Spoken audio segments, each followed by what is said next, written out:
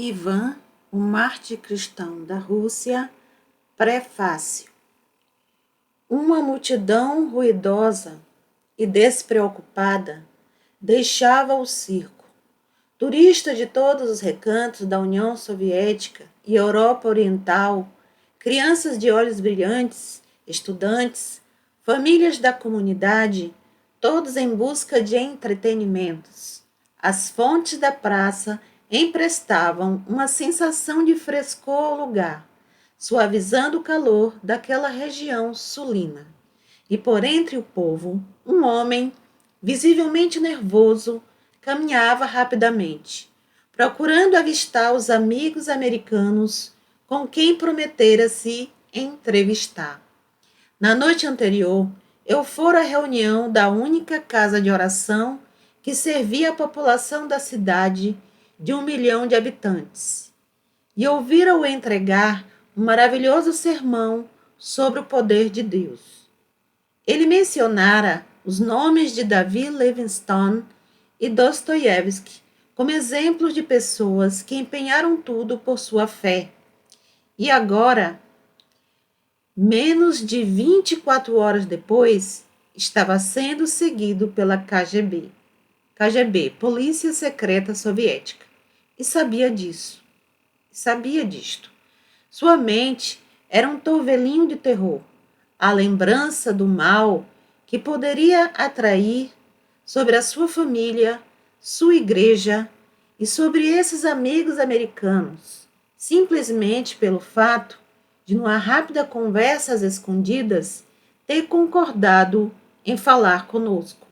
E naquela praça, vivendo aqueles instantes de pavor, senti-me mergulhar, juntamente com ele, nos sofrimentos do submundo em que vivem os cristãos soviéticos. Entrei em pânico. As palavras do pastor tinham sido frenéticas. Não posso conversar. Estou sendo seguido. Deus os abençoe. Adeus. E instantaneamente sumiu por entre o povo. Por quê? Porque a polícia secreta soviética se importaria com o fato de que 2 cristãos americanos desejassem conversar em particular com um pastor russo. Foi neste momento que cheguei à conclusão de que a história de Ivan deveria ser escrita. O que ele passou em forma intensificada é o mesmo que passam todos os crentes da União Soviética. Gente simples e humilde, cuja existência é um caleidoscópio de temores e incertezas, cautela, sacrifício, coragem inacreditável, resistência e triunfo. Às vezes era muito difícil fazer indagações sobre Ivan dentro da Rússia, pois a polícia estava realizando forte campanha para apreender e destruir declarações e documentos feitos em conexão com o caso de Ivan Moiseev, além de ameaçar com punições e prisão os crentes que divulgassem os fatos. Mas, apesar do perigo, eles pareciam desejosos de falar.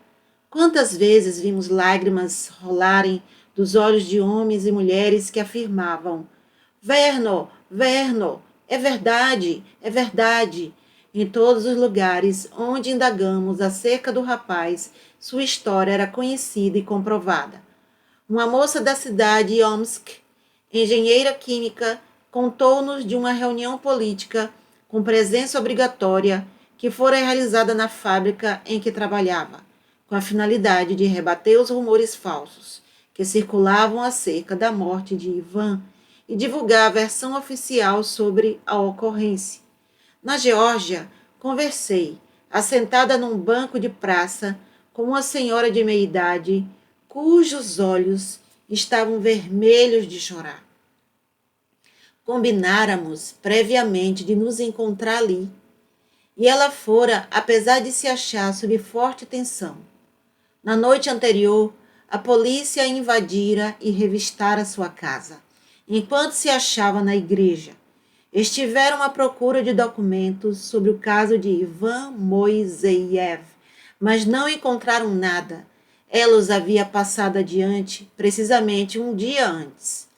Mas eles levaram seus livros religiosos e as pequenas porções das escrituras que possuía.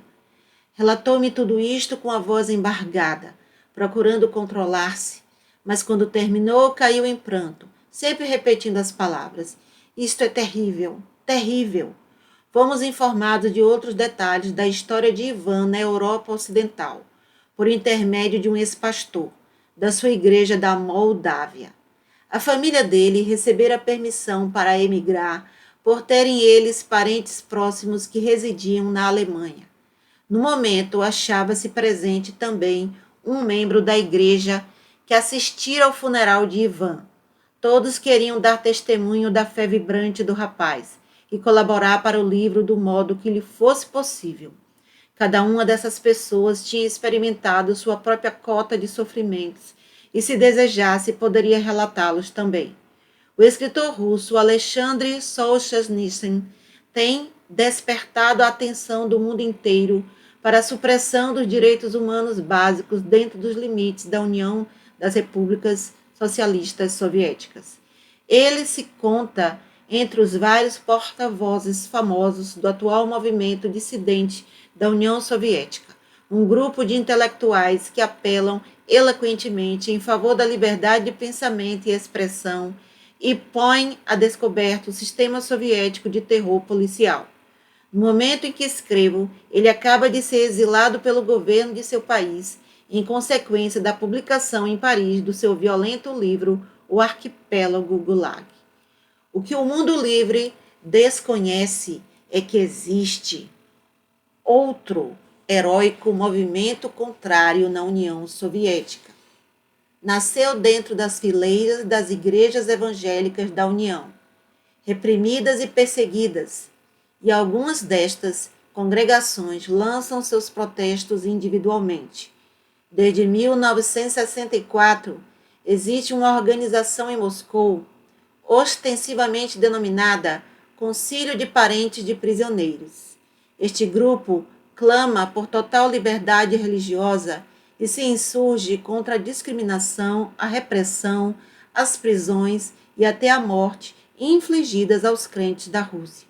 Em contraste com a situação de Solzhenitsyn, este concílio não goza das vantagens de uma proteção sob a forma de publicidade internacional. Seus líderes têm sido constantemente presos ou exilados. Todavia, novos líderes do mesmo calibre se levantam e ocupam as lacunas deixadas. Assim, suas atividades não sofrem solução de continuidade. Foi a este concílio que apelaram os pais de Ivan Vassilievich Moiseyev.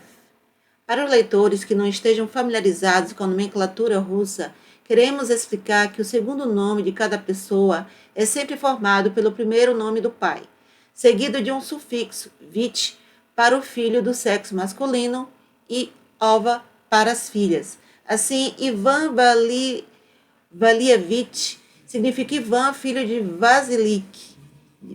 Vasily. Isto tem semelhança com o costume bíblico, o exemplo, Davi, filho de Jessé. Embora isto possa parecer estranho aos ocidentais, os russos geralmente se dirigem uns aos outros citando o primeiro e o segundo nomes. E foi graças aos esforços dele que a história do rapaz chegou ao Ocidente. Vários homens, mulheres e jovens desta agremiação arriscaram-se a perder a liberdade e a vida para protestar contra a violência feita a Ivan. Os homens de boa vontade do mundo inteiro sempre contestam a não observação dos direitos humanos básicos nas sociedades totalitárias. Mas isto não basta. É preciso que haja uma mobilização de repulsa, uma manifestação, uma voz contrária, partindo de todas as camadas das sociedades livres em favor destes povos subjugados sofrendo repressão. Escrevi a história de Ivan pensando na voz que João ouviu na ilha de Patmos, dizendo: o que vês, escreve em livro. Aquela mesma voz disse: tornai-vos, pois, praticantes, e não somente ouvintes.